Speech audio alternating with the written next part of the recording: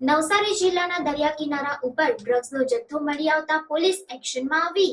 નવસારી જિલ્લાના દરિયા કિનારા ઉપર પણ ડ્રગ્સનો જથ્થો મળી આવતા જિલ્લા પોલીસ દોડતી થઈ છે।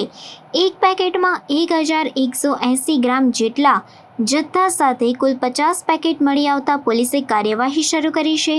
સુરતના દરિયા કિનારેથી 48 કલાકની અંદર હાઈ પ્યોરિટી ચરસના વધુ 7 પેકેટ મળી આવ્યા છે। વલસાડ જિલ્લાના ઉદવાડા દરિયા કિનારે પાસે આવેલી પ્રોટેક્શન વોલ પાસેથી બિનવારસી 10 ચરસના પેકેટ મળી આવ્યા બાદ વલસાડ જિલ્લા પોલીસની ટીમે વલસાડ જિલ્લાના દરિયા કિનારે આવતા 6 પોલીસ મથક વિસ્તારમાં ચેકિંગ હાથ ધર્યું હતું।